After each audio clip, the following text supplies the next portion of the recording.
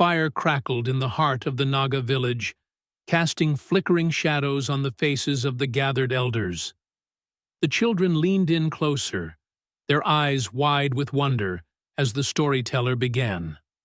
Long ago, in the village of Konoma, nestled among the rolling green hills of what is now Nagaland, lived a woman named Sopfünuo and her young son, Vehu. Sopfünuo was known for her kindness and resilience. A widow, she worked tirelessly in the fields to ensure that her child never went hungry. Though they had little, their love for each other was enough to keep them content. One year, a great drought fell upon the land.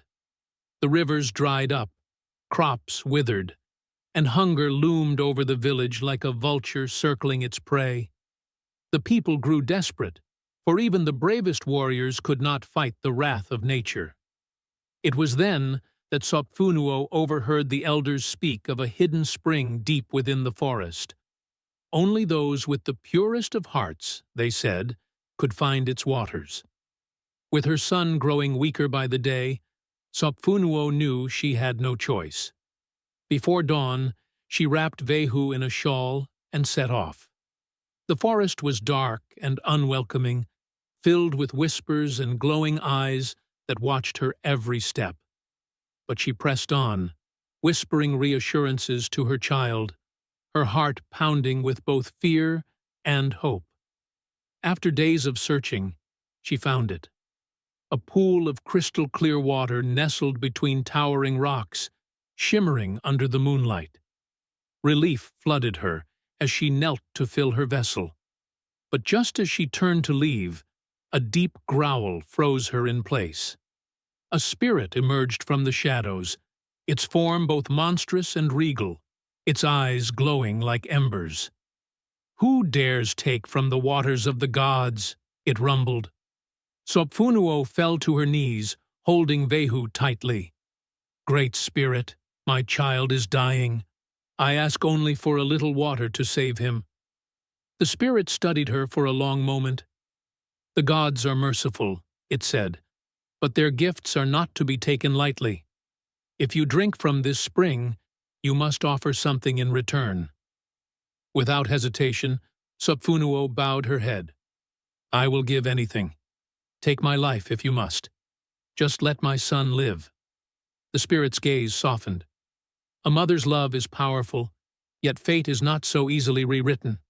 Take the water and walk back the way you came. But beware, your path is no longer your own." She hesitated, but she had no choice.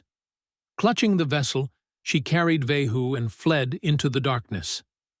As the first light of dawn painted the sky, Sopfünuo neared her village. Relief filled her heart. She had made it. But with every step, a strange heaviness crept into her limbs.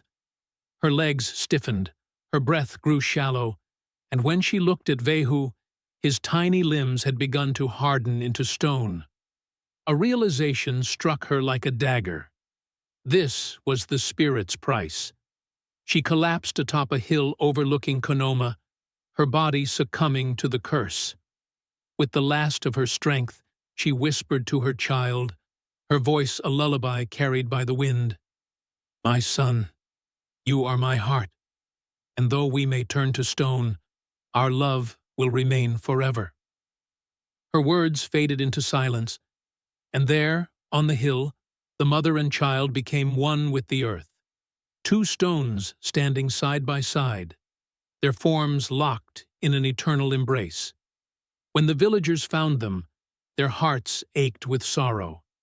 They recognized Sopfünuo and Vehu, now eternal figures watching over their home. The elders wept, knowing that the spirits had taken their price. To honor her sacrifice, the people built a shrine around the stones, offering prayers and flowers each season. Her love became legend, a tale passed from one generation to the next. But the spirits were not without mercy. One night, an elder received a vision, a warning that should the villagers ever defile the sacred stones, great misfortune would befall Konoma. From that day forward, the people protected the hill, ensuring none disturbed the resting place of Sopfünuo and Vehu. Hunters whispered prayers before venturing into the forests, and mothers sang lullabies in their memory. As generations passed, travelers came from distant lands to see the sacred stones. Some doubted the legend, but those who approached with pure hearts claimed to feel an unexplainable warmth, as if a mother's love still lingered in the air.